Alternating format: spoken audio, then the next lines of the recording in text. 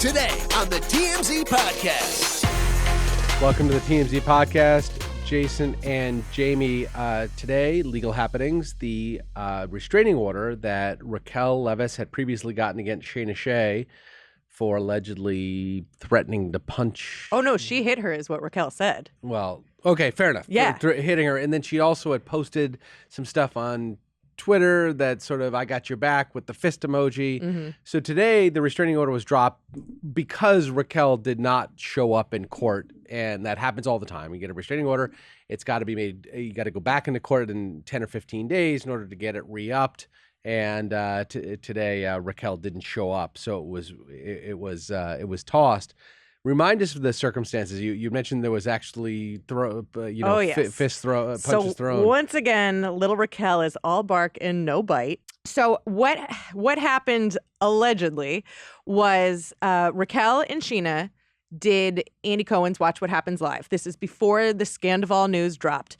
They went out after to get some drinks, and that is when Ariana had found out. That's when Ariana found out about all the cheating stuff. She texted Scheana, who is her best friend. Scheana happened to be with Raquel because they were on a business trip. So he allegedly punched this her is in the all face? alleged. I'm not going to keep saying allegedly. So whoever's out there, this is all alleged. Just let me live. Let me live my life. So they're at the bar. Scheana gets the text, goes red, and apparently slams Raquel against the wall and punches her in the face. Raquel has a photo of a laceration to her eyebrow, says she also has a black eye, and she says this is from Scheana. Scheana then later says this never happened. This isn't true. Although she did post that. She was antagonizing because Scheana was trolling a little bit and post some things about Ariana of like, I have your back with emojis of punching gloves. Fist emoji, yes, right. Fist emojis. So whether she was just leaning into the rumors or she really did, who knows? All we know is this caused a lot of trouble for Andy Cohen and company because they hadn't filmed the reunion yet. Right. And with this restraining order came, I believe, 100 yards? 100 yards to separation, mandatory separation. And right. Raquel had to stay 100 yards. I don't know how you film a reunion when the two most important people, Scheana's not the most important, but she is the OG, so you got to respect it. But they couldn't be together. So everyone was a little annoyed. Raquel is still a newbie to Vanderpump Rules. This is not how you play the game. You don't get litigious every time something doesn't go your way. Yeah. So they filmed the reunion and they had to jump through all sorts of hoops, keep one person in a trailer watching a monitor, but they couldn't speak because they weren't supposed to have any sort of communication. So Wednesday was the big court date. Scheana was there. So the fact that Raquel doesn't show up for the court hearing and the restraining order gets dropped is sort of all the more frustrating to Andy because he's like, if you're not going to pursue it, you should have dropped it 5 days early. You can go and voluntarily withdraw it at any time. You should have done it 5 days earlier. Well, this is where I need you. So I got the Vanderpump advice. I need you to tell me legal stuff because the rumors were saying that for whatever reason, Raquel wanted to drop it, but she wasn't able to. Oh, she may just not have been able to get a court date because you have to get a judge to sign off to reverse the order. So they may just not been able to, from a practical standpoint, get in front of a judge in order to do it. Okay. But she could have filed the paperwork at any time. And I think she may have because at the reunion, Andy gave Scheana papers that were from Raquel. I see. Okay, fair enough. And to which Sheena's lawyers got involved and they were like, this means nothing. Great. Good for the show. Right, we but need like, a judge to actually get rid of it, else my client can't go there. So it just goes. So Raquel, obviously, now she dropped it because she didn't show up to court. Scheana was there. But I like, how does this work for the story? Does this mean that Raquel was lying, or is Raquel now maybe getting some advice from seasoned, cast member Tom Sandoval, who's saying you got to play the game? Look, assuming what Raquel says happened, then you can't really fault her for getting a restraining order in the moment. I mean, she was so vilified. I think, and Sheena's tweets made it seem like this might not be the last time. I mean, I think she legitimately had some fear. I think Scheana, I'm guessing here, I think Scheana probably hit her. And so allegedly. Yeah, allegedly. But that's what I think. And so I think she might have been in some fear, but if you're Raquel, to your point, this is how reality show games are played. And once in a while you get punched in the face and you don't go running off to court. Throw it on a throw pillow. I want that embroidered. Right, exactly. Sometimes you get punched in the face. Sometimes you get punched in the face when you have a cheating scandal. Whether or not I don't know. There was a lot of talk. I think there's some talk on this coming full circle about, Tom and Ariana's relationship was not a great one. But that doesn't mean you. Sorry, I'm screaming. I'm so sick of this. No, that doesn't mean you get to be unfaithful to your partner. No, it doesn't mean you get to be. But at the end of it, so apparently they had sex 4 times in a year. Uh-huh. And apparently Tom was very unhappy with that. Yes. And so he did something unforgivable, which is he cheated on his girlfriend. But cheated. When you say cheated, it sounds like he went out for a boys' night and found a hot bartender. Yeah. This was a friend. This was somebody they trusted. They called themselves best friends, and so I'm sure it's hard to justify that. The whole time Ariana's spidey senses were going off, but all y'all tell us girls that you're crazy, except she was right. Yeah. No, we do tend to gaslight when we're accused of things that we did. And it just shows that guys are so stupid because obviously he thought this was gonna be kept a secret until this is just my perspective. I think he was eventually going to tell Ariana. It was going to be his narrative. He could slowly roll out the fact that they were a couple and they were in love, and it just blew up in their face. Yes. And it went the worst way. Are it could have these gone. two in love? I don't think so. Raquel? I think Raquel loves Tom. He's 10 years older. Keep in mind also, Raquel was a big fan of the show before she came. Got so it. this is her celeb crush that she now gets to hang out with. No, I don't think Tom's in love. I think he's 40 years old, starting to maybe have a little mini midlife crisis. Yeah. Here comes hottie patati, 28-year-old. I think she's 28. I don't know. 28-year-old Raquel.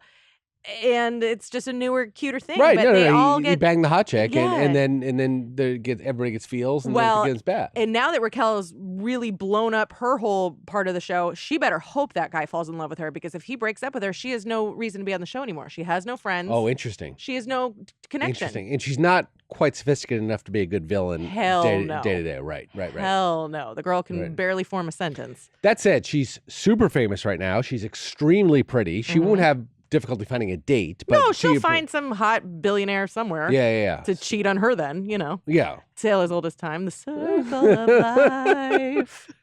Oh, I liked it, breaking into song right there. She's little Simba. Summed it up. Little slutty Simba, sorry. But they're still together for the time being. For all intents and they're sort of purposes. pot committed, at least for a little while. He could hate her, and he still has to hold her hand in front of a camera right now because you dumb. Right. If you're going to throw it all away, it better be for something yes. and not for nothing.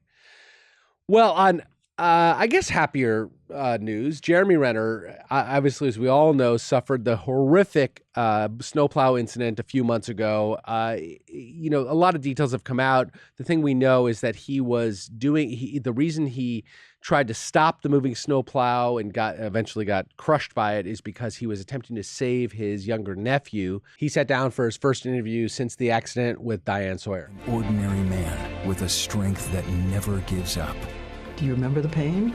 Oh, all of it. Yeah, I was awake through every moment. Who risked his own life to try to save his nephew. I just perfectly see him in a pool of blood coming from his head. When I ran up to him, I didn't think he was alive. He was asked, would he do it again? And he said, absolutely, I would. He did it to save his nephew. It could have been catastrophic for the nephew.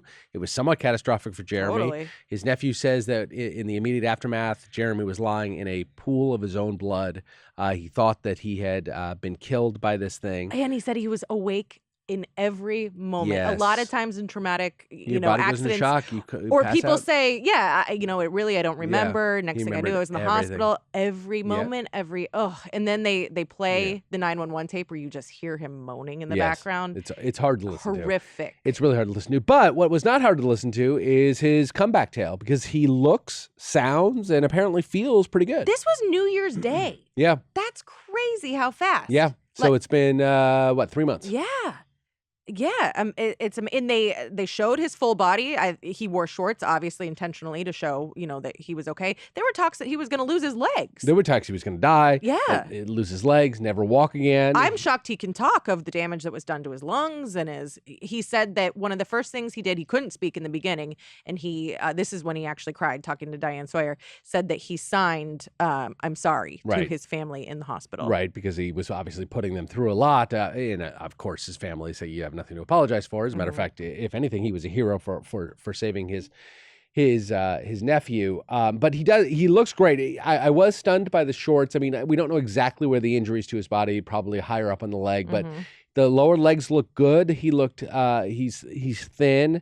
But he looked like he had musculature in his lower legs. He's obviously been putting in huge amounts of rehab time. He's got access to the best therapies in the world. And they showed him a couple days ago in an anti-gravity treadmill thing. So, very little weight bearing exercises and things. But you would never know. You would never know. And he talks about that he's said I lost a lot of flesh and bone and I gained a lot of titanium. Yep. So that's pretty cool. Yeah. Yeah, he's better than Iron Man, yeah, right? that's what I was going to say, no rust. He can't rust, there you exactly. There was a little bit of talk about pointing out the disparity in the American healthcare system. If it's not an Avenger, he likely, with Avenger money, he's not going to get this kind of care. No. And our point is what exactly? That rich people. This was in the Twitterverse. I mean, but maybe rich people get better care. Or maybe the next chapter of his life is dedicated to, I don't know, some sort of healthcare movement. I don't know. Yeah. But yeah. I guess. I mean, look. He can dedicate it all he wants. Rich people are always going to get better care. He has earned it. He's not a nepo baby. Yeah, He earned every penny that he made, and good for him. I mean, the average American doesn't have a snowplow, so it's kind of I mean, it just goes hand in hand that sometimes accidents happen. Yeah, more accidents happen to people who take riskier activities. More money. Activities are Gwyneth Paltrow, more right? money, more problems. Unless you're on the slopes of Deer Valley, you're not going to get sued by the retired orthodontist. No, you're not. Is he an orthodontist? Isn't he what he does? He's retired something. I don't know. The questions that I think remain are what happens to him as an actor, especially as an action star, which is what, he hasn't been a non-action star in a long, long time. I mean, sort of Hurt Locker was his big, real huge break, The Town. And they were very action forward roles, both of them. And obviously since then, but can he resume that career? I guess we don't know for a while. Oh, well, I certainly can't be Hawkeye for a while. Yeah. I mean, although they could build it into the storyline, which I think we might see. And right? obviously he doesn't do all of his own stunts just for insurance purposes, but it's still a very grueling job. Well, I mean, look, you're standing in front of a lot of green screens, but you're still jumping. You're jumping on it, doing all the other things. But I think it's a great opportunity actually for a new storyline to be devoted to Hawkeye. He was obviously part of many of the movies, and then he had his own Hawkeye series on Disney Plus that did pretty well, and I watched it with my family. It was pretty good, but it required a lot of action, and I think that I think it's a real opportunity to take this character in a direction that maybe they hadn't thought of before. Somebody who suffers a horrific accident has to come back and has to reinvent himself as a slightly different version of himself. I think it's kind of a cool potential opportunity here for him. Sure. You a big Renner fan in your house? I mean, I think he's cute. I'm not into Hawkeye or whatever, but Hurt Locker, what's up? That's the first time that sentence has ever been said. Not in my house, babe. Really? Not in my house. Okay. Big fan. Love your work. It's getting a little warmer in here. Your boys into Marvel yet? They're too little. Yeah. I'm sure they'd love it, and I will show it to them when they're older, of course. So, I mean, good for him. All rooting for him. No one doesn't like Jeremy Renner. No, and that's what's come out of this. I mean, to the extent that anybody was even sort of on the fence about him or didn't have an opinion, what something's come out of is really what a terrific guy he is, and the fact he was saving his nephew and his sort of force of spirit that he has now. It's pretty impressive. He had some things. In the teaser, he says, "I chose to survive. You're not going to kill me. No way." Like he was talking about sort of the thought process he was having while lying in the snow, by all accounts, sort of bleeding out, and he had a strength of spirit that kept him going. So, pretty impressive, and I think that the whole world wishes him best, and I think that Disney should and will take advantage of the opportunity to sort of have this new superhero, kind of narrative to tell. We will see. All right, guys, thanks very much. See you tomorrow.